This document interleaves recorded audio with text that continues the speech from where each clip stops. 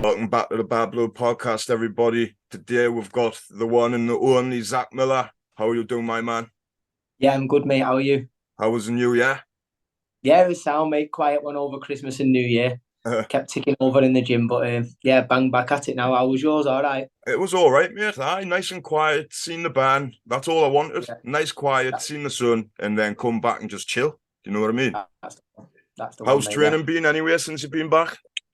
No, good, mate. Yes, because following on from my last fight, which was end of October, early Mhm. November, we stayed in the gym, and then yeah, stayed in the gym all over Christmas. Now we're back bang at it with all the lads. Yeah.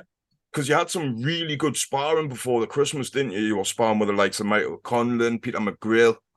Yeah, that's right, mate. Because after my last fight, ended up a couple of weeks after. I think Peter come down, done some rounds, and then Jamie Conlon got in touch with my coach and said, "Can Zach come down and do some rounds with Michael?" So went down on the Thursday, stayed over, sparred on the Friday, and then he invited me back down the week after. Mhm. So went down there for a week, got some top rounds in. It was mint top. Really enjoyed it.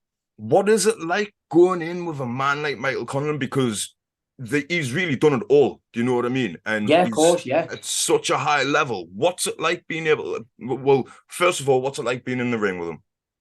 It's like when I got asked to go down. Do you know what I mean? You're buzzing. I was all excited. You know what I mean? I can't wait to get in there and test myself because he's at the top of the game, Mhm. especially at my weight and stuff. He's been there and done it. He's boxed in the Olympics. He's done a lot. And no, I just wanted to get down there and test myself against him. Mhm. And I think the first time I made a good account of myself. So went back down and it was just a top experience. I'd love to go down in the future and do some more and help him out in camp again. You But must have done well for getting the phone call back. Do you know what I mean? So yeah, he definitely. must hold you in some high regard. Yeah, I just got in there and set about my business. But no, it was top. I really enjoyed it, and he's a quality operator. Mhm. He's very good, and I just learned that you can't switch off for a second in there with him. You got to have your eyes pinned, constantly switched on, thinking. It was great, and yeah, he's definitely world level. He's really good. Did Proper he give you enjoyed any it. good feedback? Yeah, mate, it was top down there. All the lads were sound. The gym was dead welcoming. Went down there. Adam was sound. Adam Booth.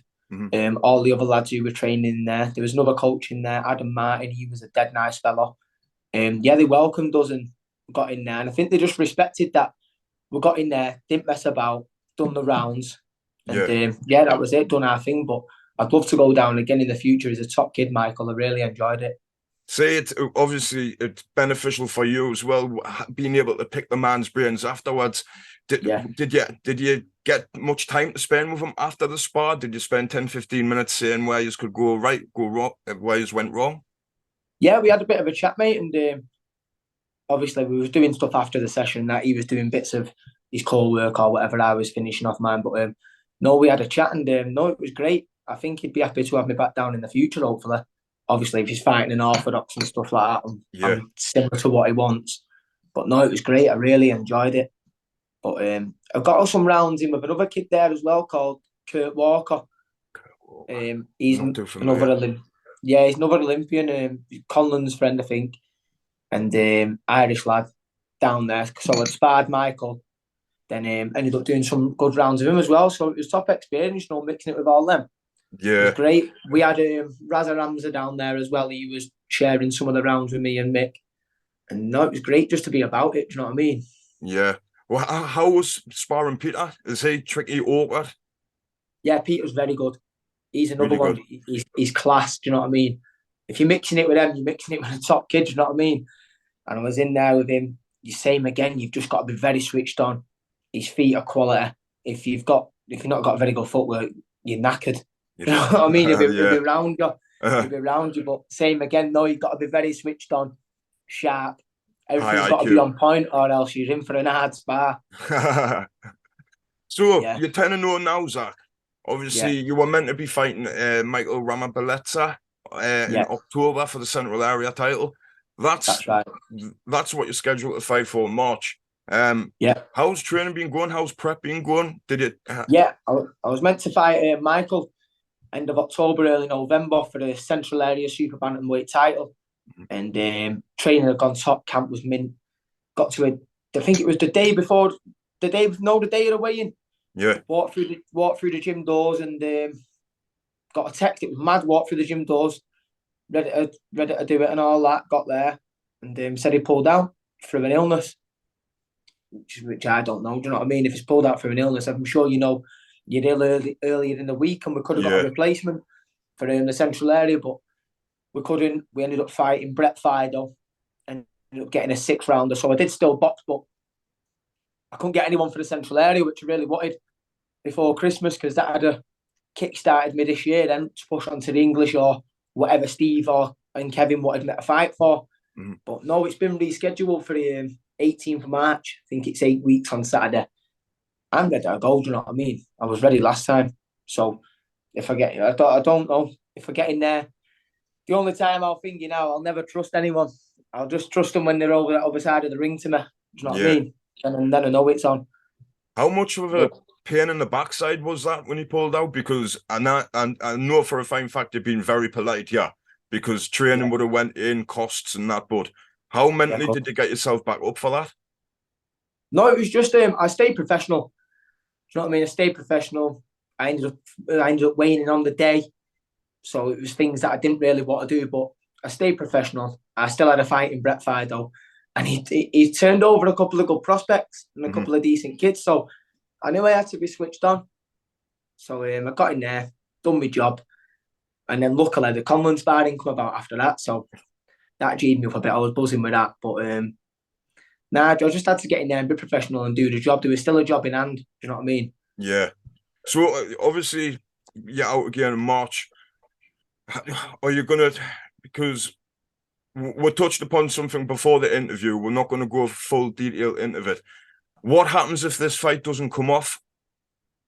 If this fight don't come off, then it's just whoever they can get. Do you know what I mean? I'll fight anyone. It doesn't matter. If my coach thinks it's a right fight and my manager thinks it's a right fight, I'll take it. I'm doing all the training, doing all the sparring, so why not? I don't want to miss opportunities. If that belt's there to fight for and there's someone to fight for it, I'm fighting for it. I don't want to miss these opportunities. I want to get in there and win it. You know what I mean? Or say if a shot at the English or an eliminator, I take that. If my coach thinks I'm ready and Kevin thinks I'm ready, then I'll take it. Because you've been one of the very fortunate ones, even though the pandemic hit. You were quite active during the pandemic, where you came to watch your fight twice, 3 times, I think it was. So you have really been active. Obviously, you ranked, is it in the top 20? Top 16, just bridging that? Yeah. Did you have a plan at the beginning of the year or at the end of the year where you wanted to be sort of mid-year or within so many fights? This is the target? Or did you really, on a one-fight basis, taking it as it comes? Yeah, it's like a one-fight basis, but we're staying in the gym. We're always learning. Because a lot of people will box, then they'll go out the gym and they'll come back and they've got to get the fitness back, whereas you go back in the gym. The first 4 weeks of camp can be just pure learning because you're fit. You are fit already. So we was taking each fight as it come, and then Kevin offered us a central area, which was buzzing about, do you know what I mean? Because that had ended the year on a proper high. Yeah. And it's a step really in the right direction. But no, we didn't really have a set in stone plan as such, because things change, don't they? Do you know what I mean? Things happen all the time and that. But no, that would have been nice to get that before the end of the year. But get it early on in this year, then we can push on for a busy year. I don't want meaningless fights now. I need fights that are going to propel me. Yeah. You know what I mean? I want to be in the title mix. I want to make myself known in the super bantamweight division. I want to be up there challenging them. We think really highly of you. We really did think you were. This is no offense to your team, because we know what happens in boxing. Things can happen like that. That's just really one of those. It's one of those sports where it can change on the whim of a coin. Yeah. Do you know what I mean? Like, we thought you would have been like where you wanted, like English titles. We thought that would have been like the next phase and step. But obviously, the central area, some people frown upon it, but they don't actually understand the actual stepping stone that it propels you on to the next level. Yeah. How important is it for you to keep a running theme going in the gym? Because your teammate Liam Taylor had an absolutely fantastic win. It was a top fight. Yeah, it was a great fight. We watched it. How important is it to keep that vibe going to set the tone for the year? Yeah, of course, because all the lads last year, I think at one point Liam were fighting for the WBO European. Yeah, that's correct. Jack Rafferty were fighting for the IBF International, and I were fighting for the Central Area. Mm-hmm. So there was 3 belts for Steve before the end of the year. And Jack got an injury. I didn't end up fighting for it, but Liam won his, so we was all buzzing for Liam. Do you know what I mean? Mm-hmm. And but if you we could have see had that, you could see that in the reaction. Oh, proper it was teammates. great. I love him, but we all love each other. We're like brothers in that gym. It's like a proper family. Yeah, it's top. But no, I was gutted because we would have had 3 belts. I'd be more happy for Steve because Steve's got 3 belts. In the gym, you know what I mean? But no, it's an important stepping stone. I think it's very traditional as well. If you was to win that, then win the English, British, and so forth. But you can't turn down opportunities. If an international belt come along and the fight's right, you take it. You take what you can because a lot of people, they've missed the opportunities. But no, it'd be great to win that Central Area. Yeah, you don't really see the old authentic way of going about it. There, there's some great British battles that haven't happened because people have took like European titles or smaller versions of the like champ. It's mad how many actual domestic fights get skipped upon or happen too late in the careers. Do you know what I mean? Yeah, and you see a lot of top domestic fights that aren't televised. Yeah, I know. Yeah, I know. They're televising the YouTubers, but they're not televising a top British dust-up. it's not fair sometimes, but I suppose money talks, doesn't it? I know, but see, my way of thinking is this. I love boxing. I absolutely love it to death. Like, it's a love-hate relationship with me and boxing. And I can't justify, I can justify the YouTubers making the money. They've made their following through whatever they've had to do, but don't keep making a mockery of it. And, you know, there's... Because I really do. I had fighters in the pandemic messaging me saying they've had sponsors pull out this, that, and the other, struggling, had to retire, forced to retire more or less to go full-time work. That's what I see when I hear YouTube boxing. Yeah, that is exactly what I hear. It's the same with the Floyd Mayweather exhibitions as well. Yeah, it's like fair play. Don't get me wrong, fair play to them. They're earning a lot of money from it, but at the end of the day, social media and Instagram is not going to win you a world title, but they're cracking on out. They're having a bit of fun with it. Leave them to it. 100%. How do you think about the Conor Benn situation and all that happening? I don't know what to make of it. I don't know what to make of it. I was, to be honest with you, I was just more gutted that the fight didn't happen. I was really gutted. That's it, really. Barnstormer that would have been, because boxing that really kicked boxing away, because we only had the Spence and Crawford fight to really rely upon for the end of the year, and that didn't happen. I was just more gutted that the fight didn't happen as such, but it is what it is. You never know. It probably happen in the future. I think it will. I think it'll happen in time. I don't think it'll happen within the next couple of years, but I do think that fight will happen. It's too big not to happen. Do you know what I mean? Yeah, it's definitely too big not to happen. It generates too much money, doesn't it, I suppose? Yeah, far too much. For the promoters and the boxers, it'd be hard not to make the fight, wouldn't it? Too hard. I mean, when you're talking millions like that, and you've got the networks behind you, and it's just far too much money not to have that fight. Do you know what I mean? Yeah, I wouldn't mind a cut of that. That wouldn't be a bad slice of the pie. That, man. Oh no, definitely not. Fury Usyk, how do you see that going? I think if Usyk was a little bit bigger, but I think he'd just use his size, wouldn't he? He's a big giant, isn't he? He's awkward. He's good at what he does. I think he's just a little bit too big. Snap. I think you'll just dog him, lean on him. Yeah, too big. Far too big, mate. 100%. It's not like you've just seen him box and move either. Fury these days, he can put it on him a bit. Yeah, he's sitting on the punches now. Do you know what I mean? And Joshua boxed well against him. He did. He did. Boxed well. And I think if he'd have put it on him a bit more, he'd have made a proper top fight of it. But he didn't. But whereas Fury, I think he's got the confidence because of the momentum. He will. Do you think the Joshua Rui rematch that showed what Joshua? Because I know he just did enough to win that fight, but was that a sight for sore eyes down the line because his output was not great? No, I just think I think he's lost that bit of wanting to hurt me and actually get him out of there. Mm-hmm. You've got to be horrible. Got to be You know what I mean? You've spiteful. got to be you've got to be horrible. You've got to be spiteful. I don't know. I think he might have lost it a little bit. Because No, I thought he could have done better against Usyk, but his output had to be greater than it was. Do you know yeah, what I mean? you should have put it on him a bit more. You know what I mean? Mm-hmm. You got to rip the title off him. Because we've seen it with You think, but Chisora I Usyk. think, yeah, Do you know what I mean? And he's even one-eyed man. no disrespect to Bellew, but Bellew even got the first 3-4 rounds, I would say, against Usyk. Yeah, Do you know what I mean? yeah. Oh So yeah, they boxed it. It was a good fight. That it was a really good fight. I mean, good fight. That it was a good really character, good. isn't he, Bellew? Good Oh, character. he's some character. I mean, he is like. Yeah, brilliant. What do you think? Well, obviously Eubank Ben, but what about Eubank Smith this Saturday? I think it's a top fight, if I'm honest. I just wish it had have happened earlier. Mm-hmm. But do you think Beefy had a better chance of beating Eubank a couple of years ago? Yeah. He's a proper athlete, isn't he, that Eubank? Mm-hmm. Real athlete. He's ripped to death constantly. Do you know what I mean? Even if he's not training. And I don't know. Smith is technically sound. You know what I mean? He is better than him, but maybe I think he's a little bit fresher. He's a little bit fresher. But I think it still makes for a top fight. Do you think makes for a top fight?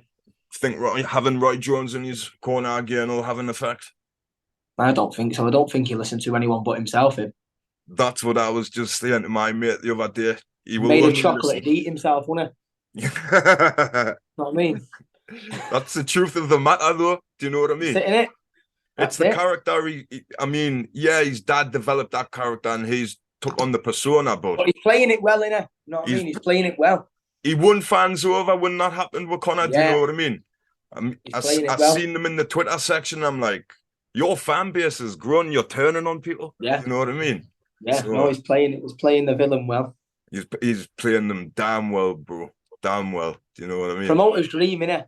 Kalle Sauerland has got the ultimate package. Do you know what I mean? Yeah. He doesn't have to do nothing. He just needs to put him on stage, and that's it. And he can fight. 100%. A hell of a fighter. Just like his dad. Fight. Yeah, he can fight. So what fights are you looking forward to during this year? What fights do you want to be seen made? I want to see the Lee Wood Conlon fight again, me. Yes, me too. I'd like to see that. And never mind all them. I want to see the boys from my gym pick up some more titles. Mm-hmm. I want to see Liam Taylor, Tyrone McKenna, which didn't happen. Good and fight, I want to see Jack Rafferty take over that super lightweight division in the country. Mm-hmm. Because he's a monster.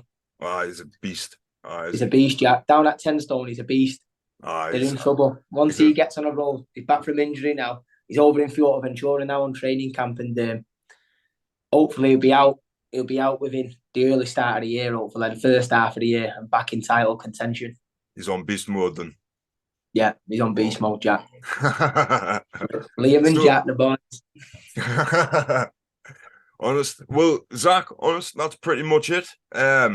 Hopefully we can get another quick one in. Do you know before actually fight? Yeah, I'm 8 weeks away now, so when everything's announced, everything like that, we'll catch up again during middle of camp.